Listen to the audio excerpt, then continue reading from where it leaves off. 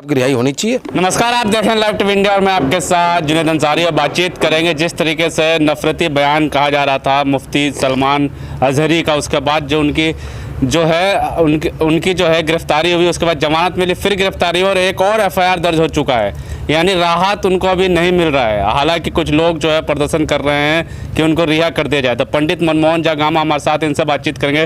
पंडित जी, पहले तो बहुत बहुत स्वागत है आपका। बहुत बहुत धन्यवाद आपका। कैसे देखते हैं इस तरीके से देश में जहरीले बयान देना, कैसा कहाँ तक सही है? देखिए, हमारा देश बुद्ध का देश है, हमारा देश राम का देश है, हमारा देश गांधी का देश है, हमारा देश बाबा भीमराव अंबेडकर का देश है जी। लेकिन बड़े अफसोस के साथ कहना पड़ रहा है कि जो लोग अपने आप को भगवान राम के अनुयायी बताते हैं, जो लोग अपने आप को भगवान राम के भक्त बताते हैं, उन्होंने राम के चरित्र को कहीं से कहीं तक अपनाने का काम ही नहीं किया। कैसे?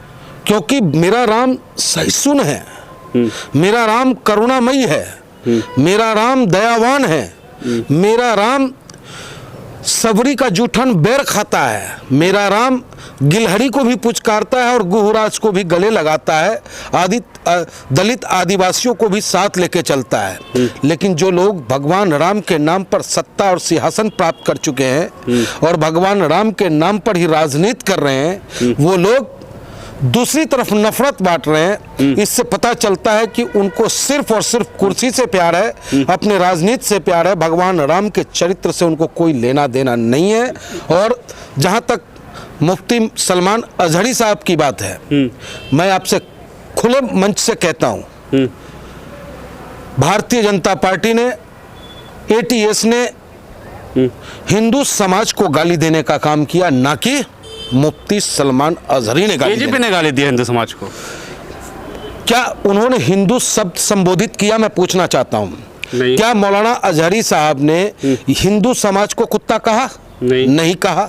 लेकिन ये बार बार ये कहना और फर्जी तरीके से मुकदमे गढ़ करके ये साबित करना कि इन्होंने हिंदू को कुत्ता कहा, जबकि जग जाहिर है कि मुफ्ती सलमान अजहरी साहब ने जो कहा है वो इजराइल और फिलिस्तीन के संदर्भ में कहा है। अजहरी साहब ने जो कहा है मस्जिद अक्सा को लेकर के कहा है। लेकिन इनके लोग खुलेआम संसद में कह दे कि हिंदुस्तान में रहना होगा तो जय श्री राम कहना होगा, इनके लोग खुलेआम सड़कों पे मॉब लिंचिंग करे, मौलाना और मुफ्ती और इमामों को घेर करके जबरन जय श्री राम का नारा लगाने पे मजबूर करे, तो उन पर मुकदमा दर्ज नहीं होगा। लेकिन इन्होंने अपने जो लोकतंत्र में अभिव्यक्ति की आज़ादी हमें मिली है, उस शब्द का इन्होंने इस्तेमाल वो भी इजराइल के खिलाफ किया। तो गुजरात दौर आएगा हमारा, क्यों नहीं दौर आएगा? कैसा दौर आएगा? अरे भाई, हर किसी का दौर आता है, दौर किसका नहीं आता है? हमारा भी दौर आएगा, आपका भी दौर आया है, नहीं आया है तो आएगा। इंतजार में हर कोई होता है। ये तो राहत इंदौरी साहब का एक शेर है जिसे उन्होंने सुनाया, जुमला है ये से सुनाया। देश के गृह मंत्री कह दें कि भाई वो 15 लाख वाली बात जुमला है तो उस पर कोई कार्रवाई नहीं होगी, और अगर हमने कोई जुमला कह दिया तो हम पे मुकदमा दर्ज करोगे आप? ये कैसा संविधान है, कैसा कानून है? क्या ये देश कानून से चलेगा, बाबा साहब के सिद्धांतों से चलेगा, या देश अमित शाह जी की पुलिस से चलेगा? ये सवाल पूछता है ऑल इंडिया मजलिस-ए-इत्तेहादुल मुस्लिमीन। आप तो ब्राह्मण हिंदू राष्ट्र में थोड़े कहते हैं कि कुत्तों का राज आएगा। मौलवी साहब ऐसे बातें कर रहे हैं, कुछ ना कुछ मीडिया में चला रहे हैं कि जहरीले बयान है, नफरती बयान दे रहे हैं। मैं आपके माध्यम से अपने हिंदुस्तान के चारों भाइयों से, हिंदू मुस्लिम सिख ईसाई चारों भाइयों से कहना चाहूँगा कि हम हिंदुस्तानी अगर असली बने तो 1947 के बाद बने, जब हमारा देश आज़ाद हुआ। 1947 से पहले जो भी घटनाएं घटी, चाहे मुगल हो, बाबर हो, औरंगजेब हो, टीपू सुल्तान हो, महाराजा रंजीत सिंह जी हो, हमारे बाबू वीर कुंवर सिंह जी हो, महाराणा प्रताप जी हो, शिवाजी महाराज हो, एक राजवाड़ा टाइप था हमारे हिंदुस्तान में जिसका फायदा उठाया अंग्रेजों ने, जिसका फायदा उठाया बाहर के आक्रांताओं ने और हम पे शासन करने का काम किया। लेकिन जब हमें यह एहसास हुआ कि अंग्रेज हमें आपस में ही लड़ाकर हम पर शासन कर रहा है, तो हमारे बुजुर्गों ने एक होकर के, हिंदू मुस्लिम सिख ईसाई सब एक जगह बैठ करके अंग्रेजों के खिलाफ इनकलाब जिंदाबाद किया, देश आजाद हुआ। तो अब जो हमारा देश है वो देश गांधी जी के सिद्धांतों से चलने वाला देश है ना। अब जो ये देश है ये बाबा साहब भीमराव अंबेडकर के सिद्धांतों से चलने वाला देश है, न कि उस समय के फरमान से चलेगा, मुगल के फरमान से या औरंगजेब के फरमान की बात की जाएगी, या फिर बाबा ये क्या कहते हैं महाराणा रंजीत सिंह का फरमान चलेगा, या न ही आपको शिवाजी महाराज का फरमान। बयान है कि नहीं है मुफ्ती साहब? बिल्कुल, मैं इसको नफरती नहीं मानता। अपने दिल की बात उन्होंने कही, उन्हें पीड़ा है। जैसे अब मैं हिंदू हूँ, आप सवाल हमसे कर सकते हो कि आपके नेता जो हिंदुस्तान के सबसे बड़े पंचायत में बाबरी जिंदाबाद करता है, तो वो उनकी अपनी पीड़ा है।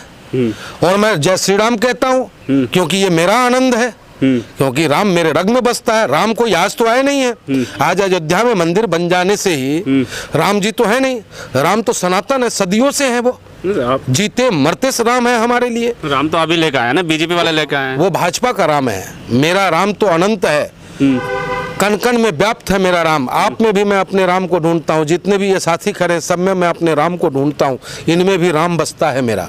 और मेरा राम दयालु है, मेरा राम मॉब लिंचिंग के नाम पर किसी की हत्या करने का आदेश नहीं देता है। मेरा राम कभी नहीं कहता कि तुम जिस मनुष्य को मैंने बनाया है उससे तुम नफरत करो, अगर तुम उससे नफरत करते हो तो मैं तुम्हारा राम नहीं हो सकता और तुम मेरे भक्त नहीं हो सकते। सुरेंद्र चौड़क के देखा होगा आपने किस तरीके से पोस्टर पे लगा के उनके मुफ्ती साहब के, और लगातार चलने के जहरीले बोल अब चलेंगे नहीं, और लग नहीं रहा कि जमानत, एक जगह जमानत मिली फिर गिरफ्तारी हुई, फिर एक जगह FIR और हुआ है। सुदेश चौहान वगैरह को क्या मानते हो आप? अरे ये लोग अपना दुकान चला रहा है, व्यू की राजनीति कर रहा है कि जितना इनका TRP बढ़ जाए, 2 पैसा इनको मिल जाए। तो सुदेश चौहान जैसे लोगों से हमारा देश नहीं चलता है। देश चलता है बाबा भीमराव अंबेडकर के सिद्धांतों से, देश चलता है बैरिस्टर असदुद्दीन ओवैसी साहब के विजन से, उनकी सोच से देश चलेगा। तो लगता है, और वैसे साहब तो खुद भड़काते रहते हैं। देखिए, सच बोलना भड़काना है तो हमें स्वीकार है।